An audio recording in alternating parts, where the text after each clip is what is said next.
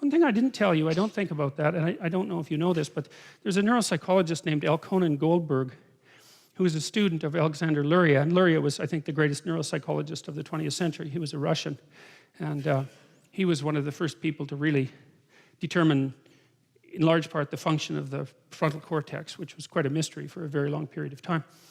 And Goldberg, you know how we have two hemispheres, right? We have a left hemisphere and a right hemisphere, and people often think of the left for right-handed people, right-handed males more particularly, because women are more neurologically diffuse.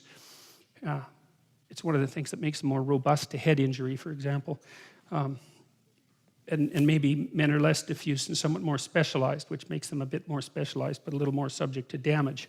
Anyways, we have two hemispheres, left and the right, and no one exactly knows why. And we know that they house quasi-independent consciousnesses, because if you divide the corpus callosum that unites them, which was done in cases of intractable epilepsy, for example, that each hemisphere is capable of developing its own consciousness to some degree.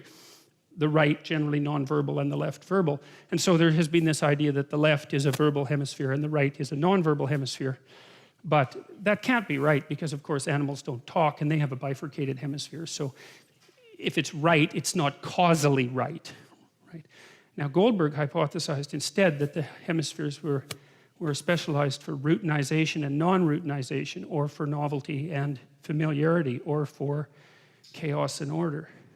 And so that's pretty damn cool. When I ran across that, I also thought about that as a signal of what would you call it?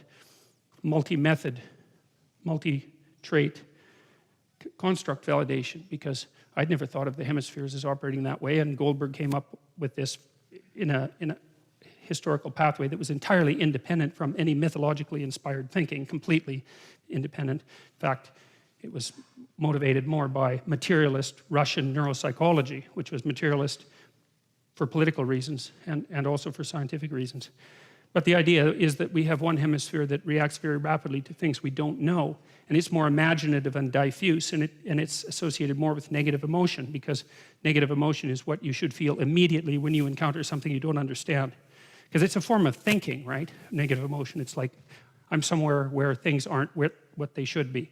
The right hemisphere does that, generates images very rapidly to help you figure out what might be there. And then the left hemisphere takes that and develops it into something that's more articulated and algorithmic and fully understood. And so then there's this dynamic balance between the right and the left hemisphere, where the left tries to impose order on the world. That's Ramachandran, who's a neurologist in California, a very famous neurologist, who also developed a theory like Goldberg's, who said that the left hemisphere imposes routinized order on the world, and the right hemisphere generates novelty and reacts to novelty and generates novel hypotheses. And he thought, and there is some good evidence for this, that's what's happening during the dream is that information is moved from the right hemisphere to the left hemisphere in small doses, basically, so that the novel revelations of the right hemisphere don't demolish the algorithmic structures that the left hemisphere has so carefully put together. So